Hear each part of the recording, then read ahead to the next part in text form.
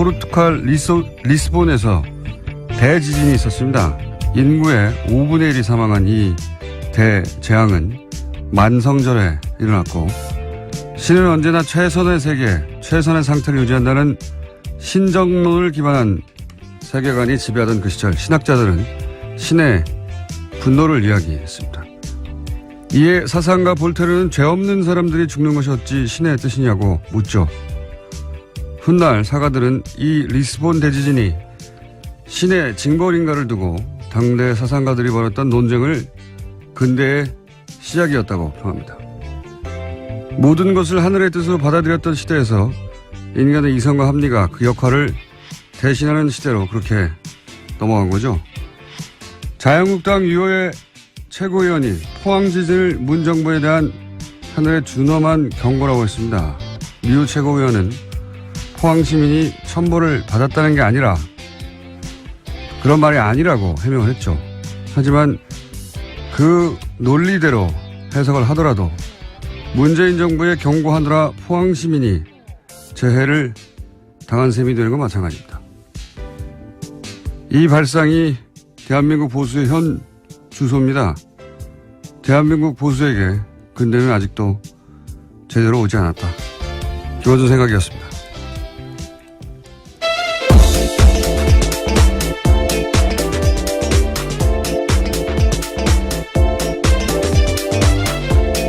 시사인의 김은지입니다. 자, 오늘도 달려볼까요? 네, 다스는 누구 겁니까? 관련된 소식을 가장 먼저 전해드리겠습니다. 요즘 이 뉴스가 여기저기서 자꾸 나오고 있어요. 예. 네, 이명박 전 대통령의 아들 이시영 씨가 다스 핵심 납품업체 한 곳을 또 인수했다라고 어제 JTBC가 보도했는데요. DMI라는 곳입니다. 이 DMI는 다스 납품업체에 있는데 자동차 시트 뼈대를 만드는 곳입니다. 다스 핵심 관계자의 말에 따르면요. DMI 등은 리틀 다스로 불린다라는 건데요. 또 이 DMI는 설립 이후에 흑자 경영을 해오다가 지난해 갑자기 14억 원의 적자를 기록했습니다. 그러면서 매입 가격을 낮추기 위해서 회사를 어렵게 만든 게 아니냐라는 의혹이 나오고 있다고 합니다.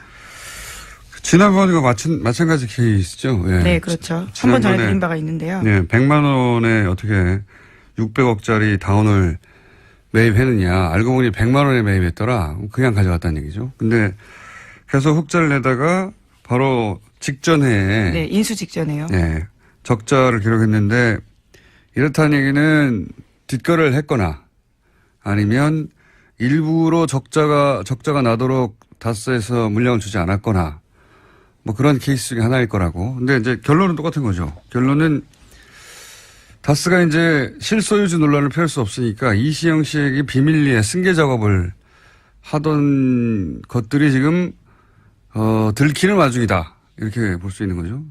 네, 핵심 협력 회사들을 통해서 우회해서 경영권을 넘겨주는 게 아니냐라고 전문가들이 의심하고 있습니다. 예전에 삼성 이건희 회장이 이재용 부회장에게 삼성 물려주기 위해서 이제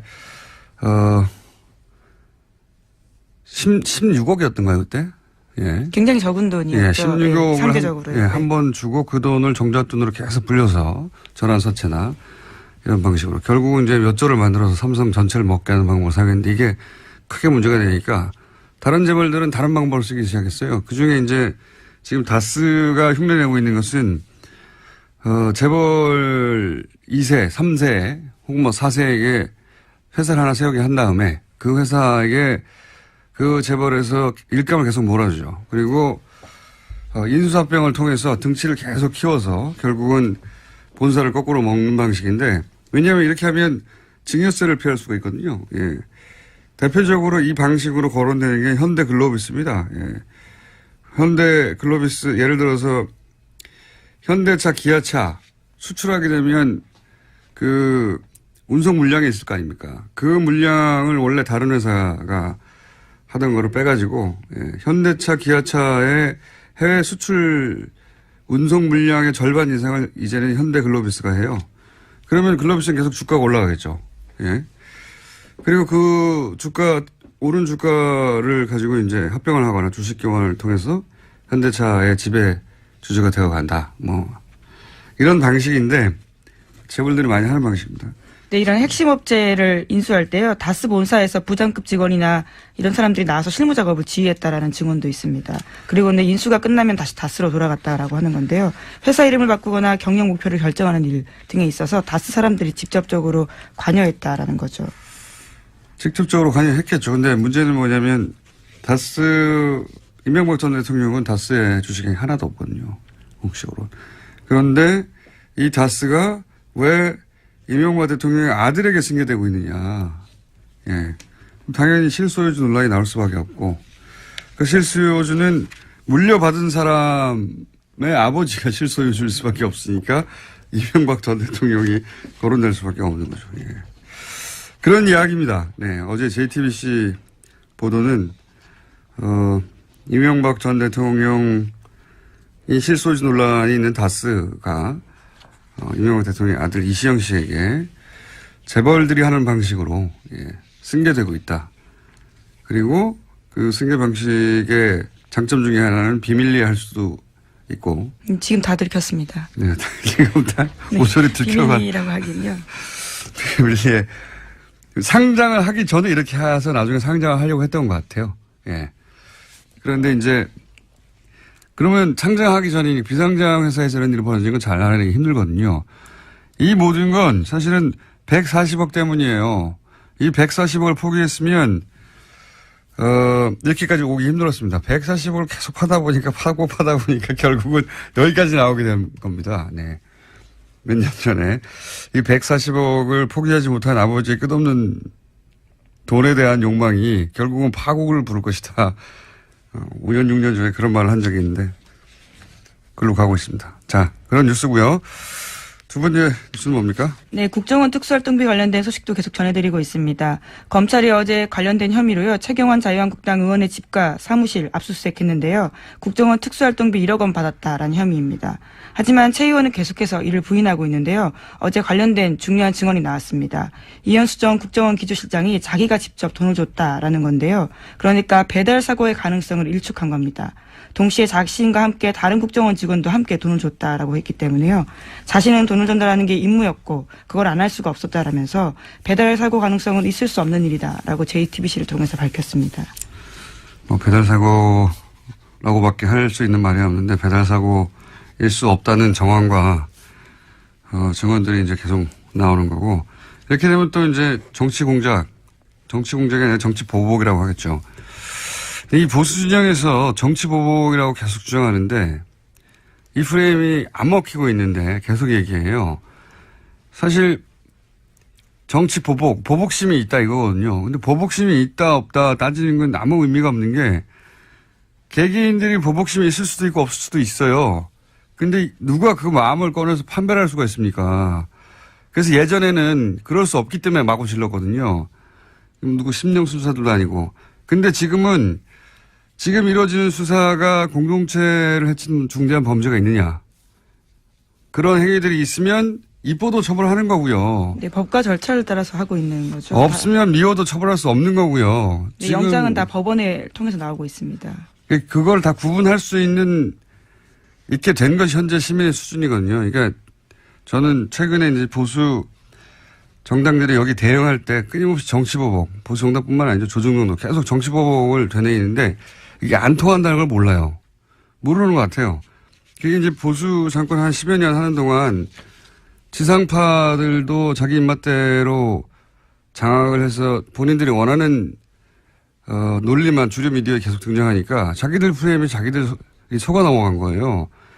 그 10년 동안 일반 시민들은 사실은 굉장히 다변화된 미디어 플랫폼으로 스스로 뉴스 찾아보고 스스로 뉴스를 전파하고 그렇게 진화를 했는데 한 10여 년간 자기들을 보호할 거라고 생각하고 그렇게 장악하게 된 미디어 거기에 둘러싸여서 진화의 시간을 보수가 놓친 겁니다.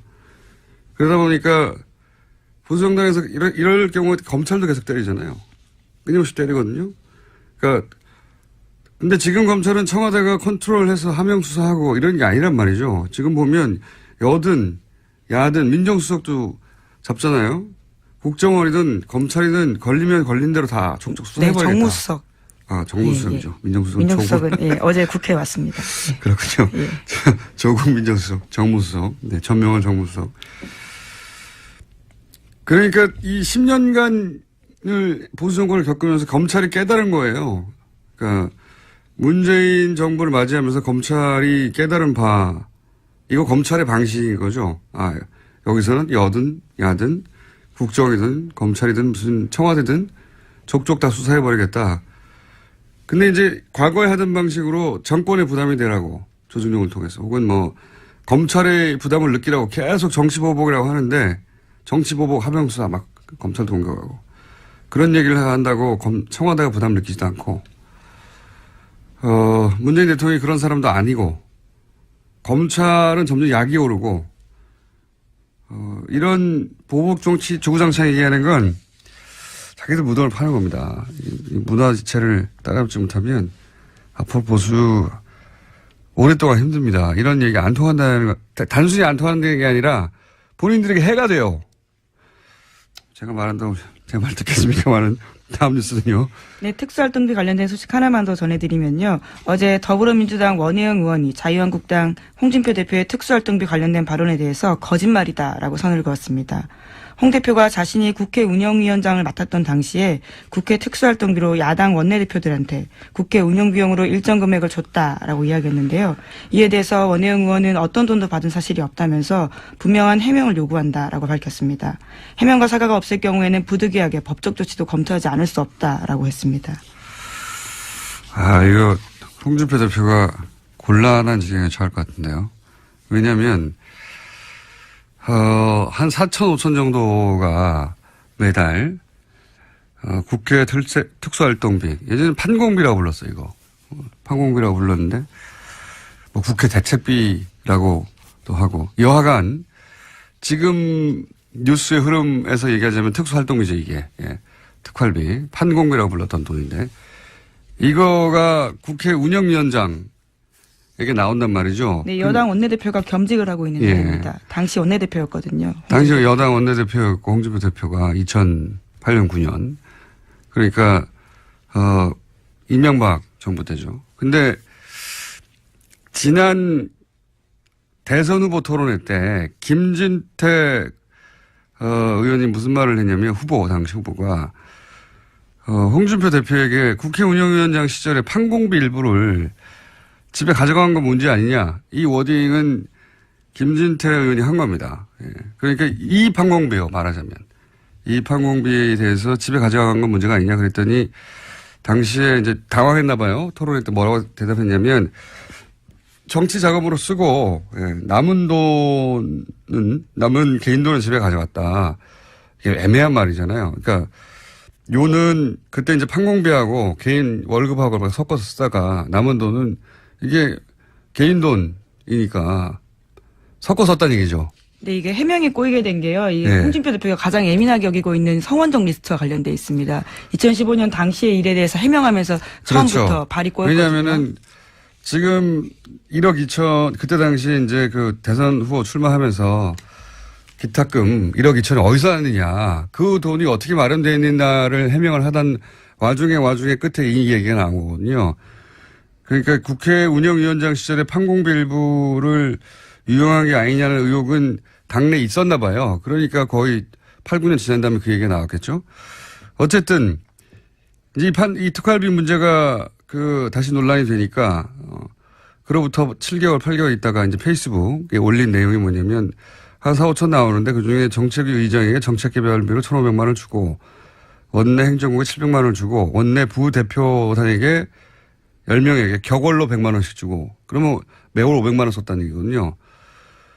이렇게만 하고 나면 이 합이 2,700밖에 안 돼요. 그러면 1,300만 원, 5천만 원이면 2,300만 원이 비는 겁니다. 그 비는 거를 메우려고 하다 보니까 야당 원내대표들에게 줬다라고 얘기를 했는데 야당 원내대표였던 당시 원혜영 의원이 나는 못 받았다 해버리니까 돈이 비는 겁니다. 지금 1,000만 원 이상이 매달. 그래서 이 말과 대선 후보 토론회 때 이야기가 다시 이렇게 맞물리게 된 거예요.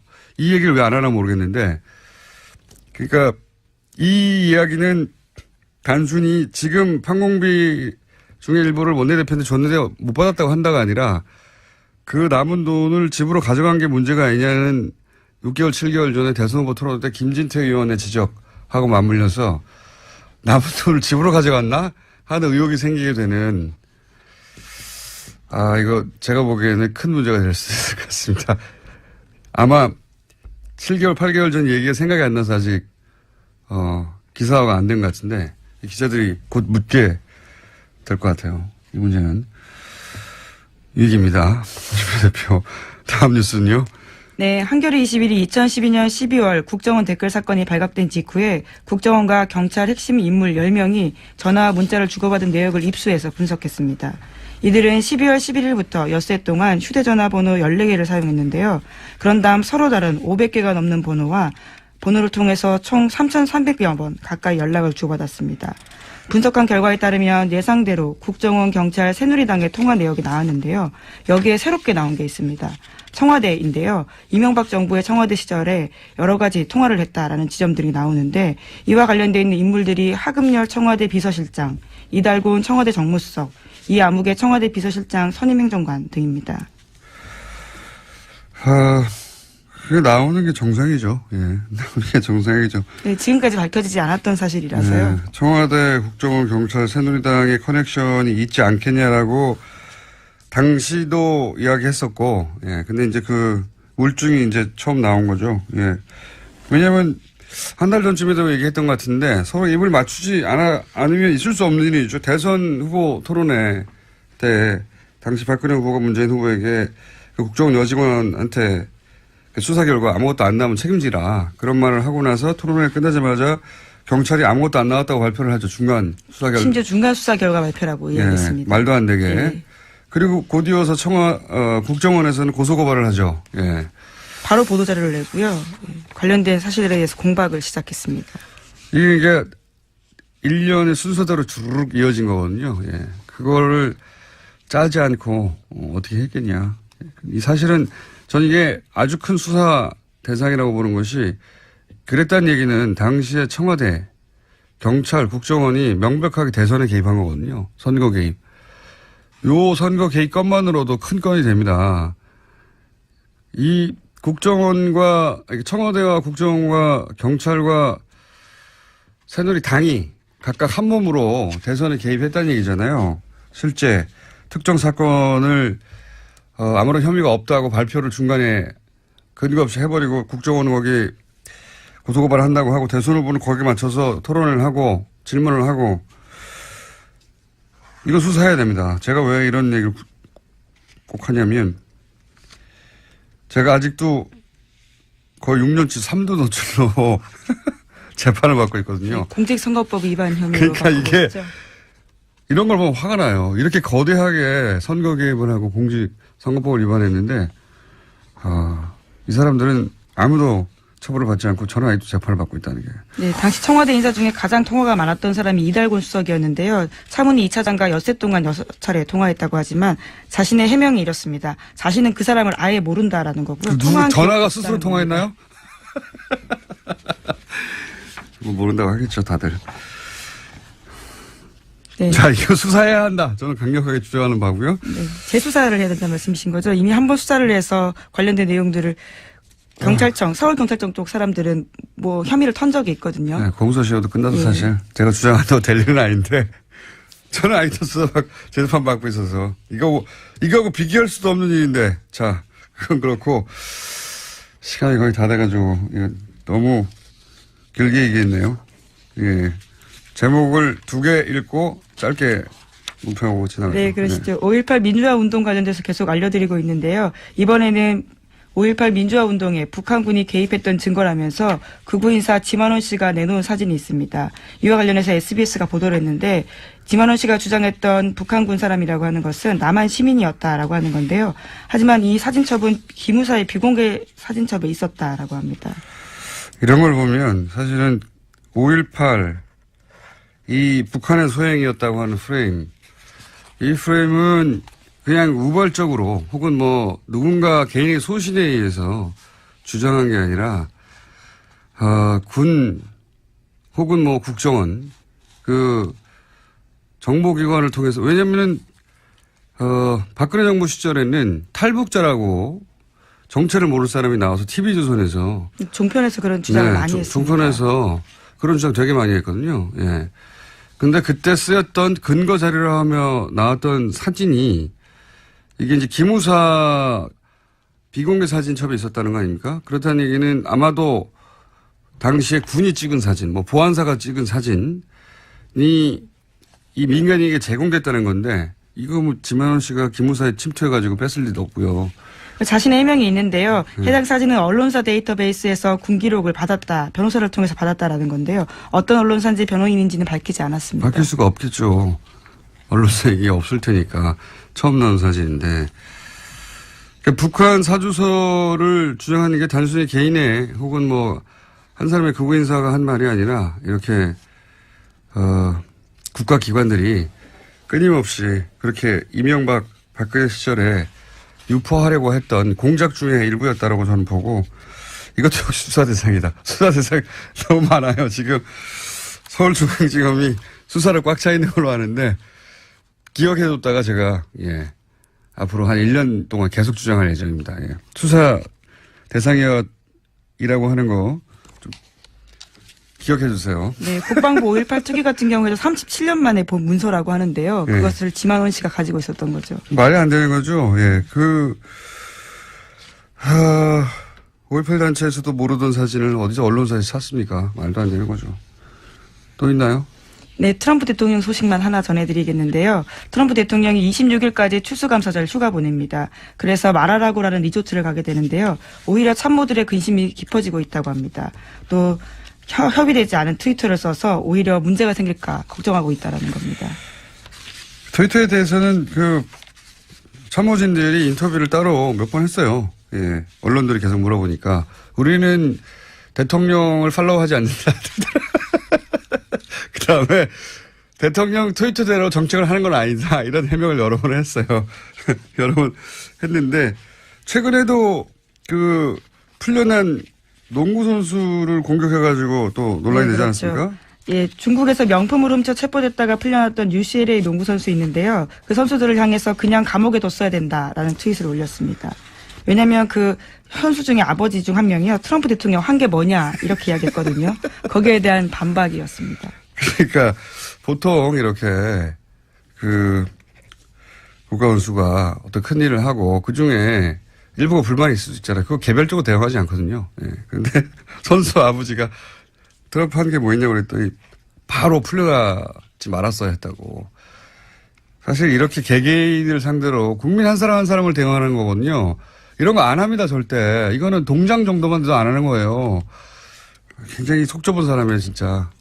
속 좁은 사람이고 자기밖에 모른다는 게 정말 드러나는 게 이 얘기하니까 또 생각나는데 미국 국무부, 우리로 치면 외교부죠. 외교부에 수많은 자리가 비어 있거든요.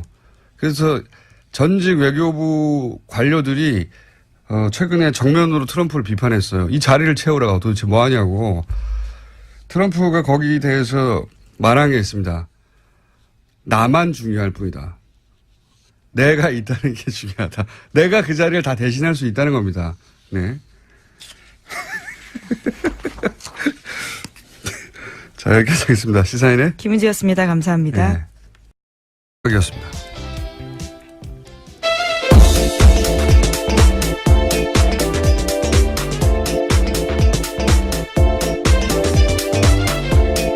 시사인의 김은지입니다.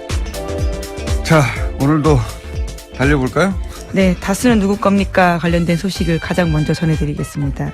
요즘 이 뉴스가 여기저기서 자꾸 나오고 있어요. 예. 네, 이명박 전 대통령의 아들 이시영 씨가 다스 핵심 납품업체 한 곳을 또 인수했다라고 어제 JTBC가 보도했는데요. DMI라는 곳입니다. 이 DMI는 다스 납품업체에 있는데 자동차 시트 뼈대를 만드는 곳입니다.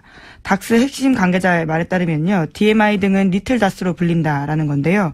또 이 DMI는 설립 이후에 흑자 경영을 해오다가 지난해 갑자기 14억 원의 적자를 기록했습니다.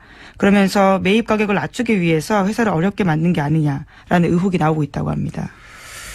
지난번과 마찬가지 케이스죠. 예. 네, 그렇죠. 한번 전해드린 바가 있는데요. 네, 100만 원에 어떻게 600억짜리 다운을 매입했느냐. 알고 보니 100만 원에 매입했더라. 그냥 가져갔다는 얘기죠. 근데 계속 흑자를 내다가 바로 직전에. 네, 인수 직전에요. 네, 적자를 기록했는데 이렇다는 얘기는 뒷거래를 했거나 아니면 일부러 적자가 나도록 다스에서 물량을 주지 않았거나 뭐 그런 케이스 중에 하나일 거라고. 근데 이제 그리고 그 승계 방식의 장점 중에 하나는 비밀리에 할 수도 있고. 지금 다 들켰습니다. 네, 지금 다 모서리 들켜가. 비밀이라고 하긴요.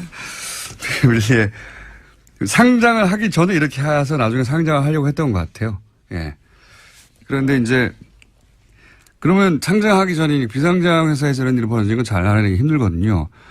이 모든 건 사실은 140억 때문이에요. 이 140억을 포기했으면 이렇게까지 오기 힘들었습니다. 140억을 계속 파다 보니까 결국은 여기까지 나오게 된 겁니다. 네. 몇 년 전에 이 140억을 포기하지 못한 아버지의 끝없는 돈에 대한 욕망이 결국은 파국을 부를 것이다. 5년, 6년 전에 그런 말을 한 적이 있는데 그걸로 가고 있습니다. 자, 그런 뉴스고요. 두 번째 뉴스는 뭡니까? 네, 국정원 특수활동비 관련된 소식도 계속 전해드리고 있습니다. 검찰이 어제 관련된 혐의로요, 최경환 자유한국당 의원의 집과 사무실 압수수색했는데요. 국정원 특수활동비 1억 원 받았다라는 혐의입니다. 하지만 최 의원은 계속해서 이를 부인하고 있는데요. 어제 관련된 중요한 증언이 나왔습니다. 이현수 전 국정원 기조실장이 자기가 직접 돈을 줬다라는 건데요. 그러니까 배달 사고의 가능성을 일축한 겁니다. 동시에 자신과 함께 다른 국정원 직원도 함께 돈을 줬다라고 했기 때문에요. 자신은 돈을 전달하는 게 임무였고 그걸 안 할. 포르투갈 리스본에서 대지진이 있었습니다. 인구의 5분의 1이 사망한 이 대재앙은 만성절에 일어났고 신은 언제나 최선의 세계, 최선의 상태를 유지한다는 신정론을 기반한 세계관이 지배하던 그 시절 신학자들은 신의 분노를 이야기했습니다. 이에 사상가 볼테르는 죄 없는 사람들이 죽는 것이 어찌 신의 뜻이냐고 묻죠. 훗날 사가들은 이 리스본 대지진이 신의 징벌인가를 두고 당대 사상가들이 벌였던 논쟁을 근대의 시작이었다고 평합니다. 모든 것을 하늘의 뜻으로 받아들였던 시대에서 인간의 이성과 합리가 그 역할을 대신하는 시대로 그렇게 넘어간 거죠. 자유한국당 유호의 최고위원이 포항지진을 문정부에 대한 하늘의 준엄한 경고라고 했습니다. 류 최고위원은 포항 시민이 천벌을 받았다는 게 아니라 그런 말이 아니라고 해명을 했죠. 하지만 그 논리대로 해석을 하더라도 문재인 정부의 경고하느라 포항 시민이 재해를 당한 셈이 되는 건 마찬가지입니다. 이 발상이 대한민국 보수의 현 주소입니다. 대한민국 보수에게 근대는 아직도 제대로 오지 않았다. 기본적인 생각 빼가지고 현대차, 기아차의 해외 수출 운송 물량의 절반 이상을 이제는 현대글로비스가 해요. 그러면 글로비스는 계속 주가가 올라가겠죠. 예. 그리고 그 오른 주가를 가지고 이제 합병을 하거나 주식 교환을 통해서 현대차의 지배 주주가 되어 간다. 뭐 이런 방식인데 재벌들이 많이 하는 방식입니다.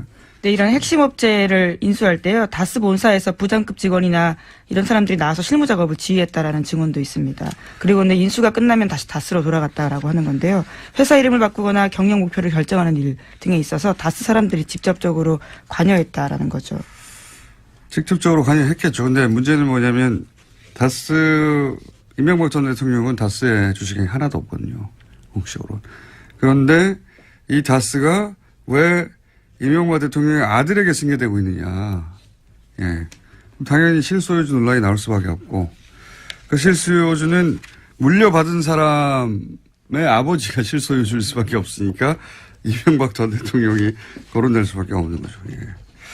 그런 이야기입니다. 네. 어제 JTBC 보도는 이명박 전 대통령이 실소유주 논란이 있는 다스가 이명박 대통령의 아들 이시영 씨에게 재벌들이 하는 방식으로 승계되고 있다. 결론은 똑같은 거죠. 결론은 다스가 이제 실소유주 논란을 피할 수 없으니까 이시영 씨에게 비밀리에 승계 작업을 하던 것들이 지금 들키는 와중이다. 이렇게 볼 수 있는 거죠.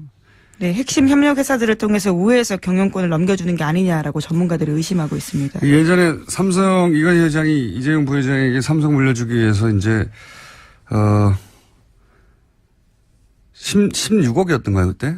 예. 굉장히 적은 돈이었죠. 예, 16억을 상대적으로. 한 번 주고 그 돈을 종잣돈으로 계속 불려서 전환사채나 이런 방식으로 결국은 이제 몇 조를 만들어서 삼성 전체를 먹게 하는 방법을 사용했는데 이게 크게 문제가 되니까 다른 재벌들은 다른 방법을 쓰기 시작했어요. 그중에 이제 지금 다스가 흉내내고 있는 것은 재벌 2세, 3세 혹은 뭐 4세에게 회사를 하나 세우게 한 다음에 그 회사에게 그 재벌에서 일감을 계속 몰아주죠. 그리고 인수합병을 통해서 등치를 계속 키워서 결국은 본사를 거꾸로 먹는 방식인데 왜냐하면 이렇게 하면 증여세를 피할 수가 있거든요. 예.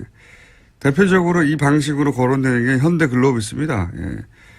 현대글로비스 예를 들어서 현대차, 기아차 수출하게 되면 그 운송 물량이 있을 거 아닙니까? 그 물량을 원래 다른 회사가 하던 걸